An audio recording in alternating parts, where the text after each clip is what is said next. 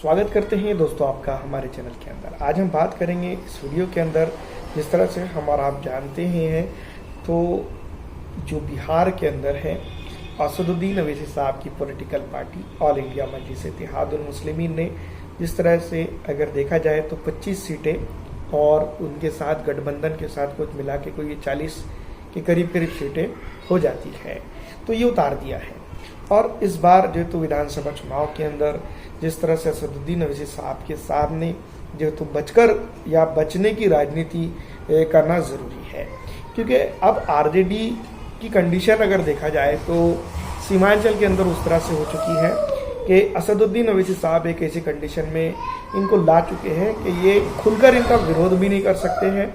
और खुलकर जो तो इनका समर्थन भी नहीं कर सकते हैं। वजह साफ है, क्योंकि ऑल इंडिया मजलिस इत्तेहादुल मुस्लिमीन ने अपना स्टेटमेंट रख दिया है कि वो 25 सीटों के ऊपर चुनाव लड़ेंगी और गठबंधन के साथ कुछ मिला के 40 सीटें उनके रहेंगी, और वो कर रही है। इसके बावजूद भी अगर देखा जाए तो कई एक जगहों पर वो समर्थन भी दे रही है और कई जगहों पर जो तो पैसिव तरीके से लड़ रही है। तो इसके बाद जो स्टाइल हो चुकी है, क्योंकि मुख्यमंत्री तेजस्वी यादव को बनना है, तो जब मुख्यमंत्री तेजस्वी यादव को दोस्तों यहाँ पर बनना है तो सीधी तौर पर ऑल इंडिया मजलिस इत्तेहादुल मुस्लिमीन को सीधी तौर पर जो तो वो लताड़ नहीं सकते हैं, सीधी तौर पर एमआईएम को जो तो बड़ा बुला नहीं कह सकते हैं, क्योंकि एमआईएम के पास पिछली विधानसभा चुनाव के बाद कुछ दिनों के बाद एक ही विधायक रहे थे, अख्तर उल इमान साहब, और सीमांचल की राजनीति के अंदर अख्तर उल इमान साहब ने कम से कम उनके इलाके के अंदर अब तक के सबसे ज्यादा बेहतरीन जो तो डेवलपमेंट करने की कोशिश की है, सबसे ज्यादा उनके एमएलए फंड से उन्होंने खर्चा किया है। ये बात जो तो आप बिहार की साइट पर से भी देख सकते हैं, जहां पर से जो तो नेताओं ने जितना खर्च किया है, तो ये बात जो तो हम समझ सकते हैं। दूसरी बात ये है कि असदुद्दीन अवैसी साहब के सामने आना, इसका मतलब ये है कि आने वाले दिनों के अंदर अगर उनको 7-8 सीटों की कमी पड़ती है, 5-6 सीटों की कमी पड़ती है, तो यहाँ पर एमआईएम उसकी पूर्ति करेगी, क्योंकि खुलकर तेजस्वी यादव हो, राहुल गांधी हो, ये लताड़ नहीं लगा रहे हैं। इसलिए बौखलाहट में सीधी तौर पर ये वो बात कहते हुए नजर आते हैं कि एनडीए यानी कि बीजेपी के गठबंधन को वोट कर दीजिए। अगर आप इंडी अलायंस को वोट नहीं कर रहे हैं तो, यानी कि आरजेडी के खेमे में अगर आप वोटिंग नहीं कर रहे हैं तो सीधी तौर पर आप बीजेपी को वोट कर दीजिए। पर सीधी तौर पर एमआईएम की बात को वो नकारते हुए नजर आ रहे हैं। तो कई जनसभाओं के अंदर इस तरह की चीजें देखने को मिल रही हैं, जहां पर वो सीधा मुकाबला एमआईएम के साथ नहीं करना चाह रहे हैं या बच के रह रहे हैं। वहीं अगर नीतीश बाबू की बात की जाए तो थंबनेल में हमने लगाया नीतीश बाबू का भी फोटो।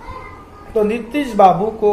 जिस तरह से असदुद्दीन अवैसी साहब, चाहे वो वक्फ बिल कानून हो या फिर कई एक चीजों के ऊपर जो तो सीधे आड़े हाथों लेते नजर आ रहे हैं, वैसा नीतीश कुमार साहब या उनकी पॉलिटिकल पार्टी के नेतागण जो है तो सीधी तौर पर ये बात कहते हुए नजर नहीं आ रही है। तो इसीलिए ये बात हम समझ सकते हैं कि इंडिया गठबंधन की जो है तो हालत बहुत बुरी हो चुकी है। यहाँ पर ना ही असदुद्दीन अवैसी साहब को सीधी तौर पर वो चुनौती देखते हुए नजर आ रहे हैं, ना ही उनके जो है तो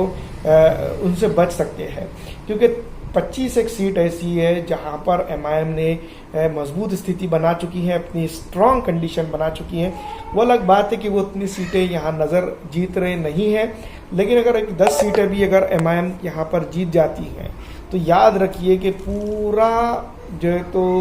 अपोजिशन एक अलग तरफ होता है और पूरा ये लोग एक तरफ हो जाते हैं। तो कहीं ना कहीं किशनगंज की विधानसभा को ले जाया जाए, आमोर बैसा की विधानसभा को लिया जाए, बलरामपुर को लिया जाए, तो कई एक जगह पर जो है तो सीधा मुकाबला जो है तो आरजेडी के साथ तो ज़रूर है, लेकिन जो है तो वो सीधी तौर पर जो है तो इनका समर्थन नहीं दे रहे हैं या इनके खिलाफ वो बोल नहीं रहे। तो कहीं ना कहीं ये बात समझने की ज़रूरत है कि इनको क्या होगा, इनके साथ क्या होगा, किस तरह से ये जाएंगे और किस तरह से नहीं। तो बिहार की जो राजनीतिक स्थिति इस वक्त बन गई है या फिर इसको बना दिया गया है असदुद्दीन अवैसी साहब ने, तो सीधी तौर पर हम ये बात ज़रूर कह सकते हैं कि इस बार जो राजनीति है या राजनीतिक स्थिति जो है वो कहीं ना कहीं भारतीय जनता पार्टी के लिए तो सॉफ्ट कॉर्नर तो ज़रूर बन रही है, लेकिन आरजेडी को और जनता दल यूनाइटेड के लिए इस तरह के हालात बन चुके हैं, क्योंकि जहाँ पर जो तो एमआईएम ने उतारा है तो आरजेडी के या फिर जो है तो जनता दल यूनाइटेड के ही प्रत्याशी आमने सामने हैं और एमआईएम है। तो एमआईएम को सीधी तौर पर ये बोल नहीं रहे हैं, और सीधी तौर पर इसलिए नहीं बोल रहे हैं कि क्योंकि ये आप और हम तमाम ही जानते हैं कि तेजस्वी यादव को अगर कभी मुख्यमंत्री बनने का चांस मिलता है, जो कि नहीं मिलने वाला है, तो ऑल इंडिया मजलिस इत्तेहादुल मुस्लिमीन की ज़रूरत पड़ेगी, या फिर हम यूँ भी कह सकते हैं कि इनको किंग मेकर के तौर पर वो देख रहे हैं। 3 चीज़ें जो है तो बिहार की राजनीति में हो सकती हैं, तेजस्वी यादव एंड कंपनी और जनता दल यूनाइटेड बाद में लेटरल एंट्री ले ले और एमआईएम, तो तब जाकर बीजेपी को अगर कभी ये अकेला डाल देते हैं तो बिहार की राजनीति के अंदर या बिहार के अंदर ऑल इंडिया मजलिस इत्तेहादुल मुस्लिमीन के साथ जा सकती है। तो ये जो चीज़ें हैं कहीं ना कहीं ये बात जो है तो समझने की ज़रूरत है। इसी के चलते जो है तो मुख्यमंत्री से भी ताकतवर जो है तो फिलहाल में एमआईएम बन चुकी है। तो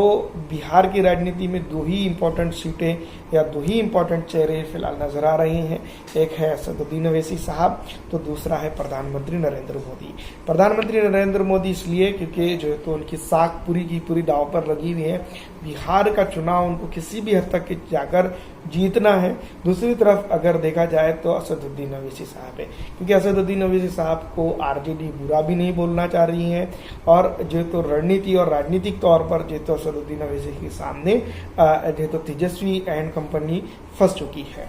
तो ये बात समझ चुके हैं इस वक्त ये नेतागण, इसलिए इसके चलते ही जो है तो यहाँ पर असदुद्दीन अवैसी साहब को चाहे वो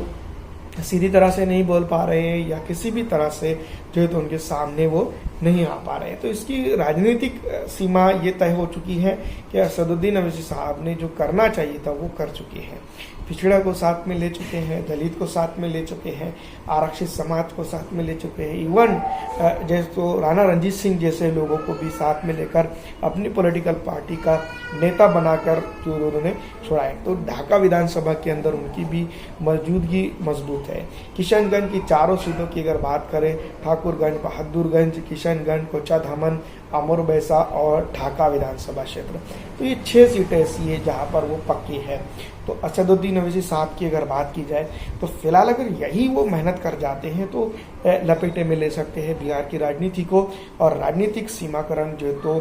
तेजस्वी यादव एंड कंपनी के खिलाफ में भी जा सकते हैं। तो ये तमाम तर चीज़ें हैं जो असदुद्दीन अवैसी साहब ने कहीं ना कहीं भनक इनको लग चुकी है, समझ चुके हैं। तो यहाँ पर जो है तो मजबूत पकड़ जो है तो एमआईएम की नज़र आ रही है। फिलहाल कल चुनाव होते हैं तो कौन जीतेगा, तो ये हमने आपको बताया है। तो ये जो चीज़ें हैं इसके ऊपर जो तो कहीं ना कहीं सोचने, समझने और याद रखने की ज़रूरत है।